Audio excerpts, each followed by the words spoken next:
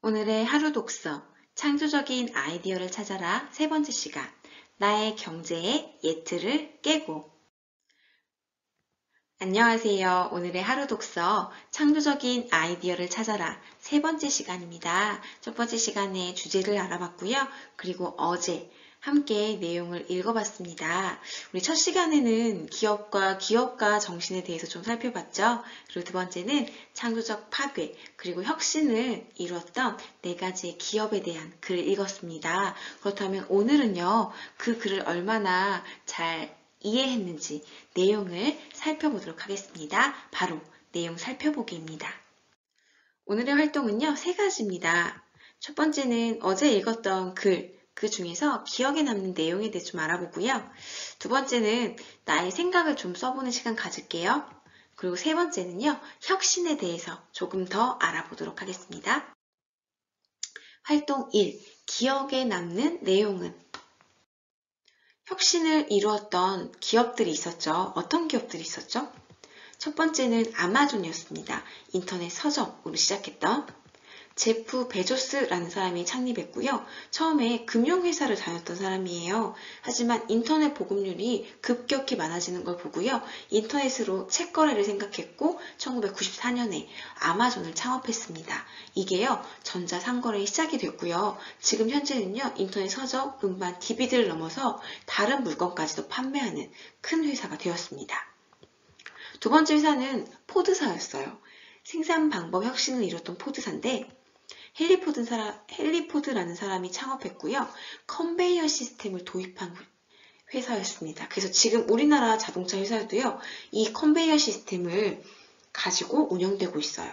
그래서 자동차 가격을 훨씬 혁신적으로 낮춰서 가장 많이 팔린 차로 지금까지도 기억되고 있습니다. 세 번째 회사는 유통을 혁신한 델 컴퓨터예요. 마이크 델이라는 사람이 창업했고요. 그 전까지는 똑같은 일률적인 컴퓨터가 판매되는 걸 보고요. 고객이 요구하는 기능대로 컴퓨터를 조립해서 판매하는 거죠. 그러다 보니까 가격을 훨씬 낮출 수 있었어요. 시장 점유율 1위까지도 올랐던 회사입니다. 지금 우리나라에서도요, 많이 팔리고 있어요. 네 번째 회사는요, 페더럴 익스프레스, 새로운 비즈니스 모델을 창안했습니다. 프레더릭 스미스라는 사람이 창업했고요. 항공 화물 운송 회사예요. 그래서 자전거 바퀴살을 보고 운송 모델을 새롭게 만들어낸 정말 획기적인 혁신을 이루었다고 하죠. 이 네 기업이었습니다. 네, 그럼 여러분 활동지를 한번 피시고요. 읽었던 글 다시 한번 생각하시면서 글에 나왔던 기업들 이름 한 번씩 한번 적어보세요.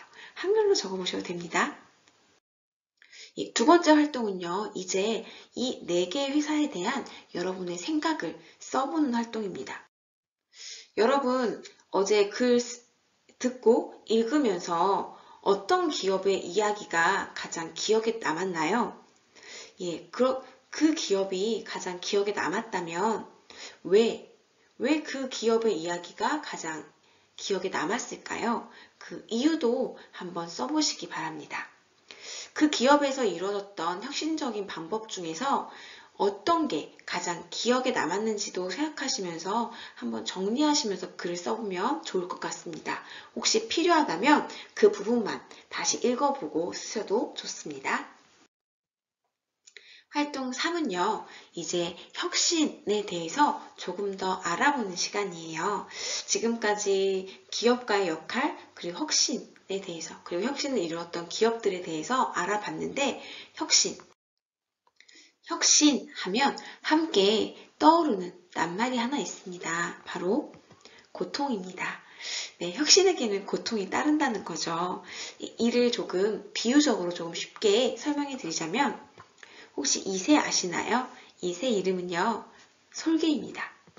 혁신을 솔개 거듭나기와 많이 비유해요. 솔개는 새 중에서 가장 오래 사는 새래요. 70년까지 살 수 있다고 해요.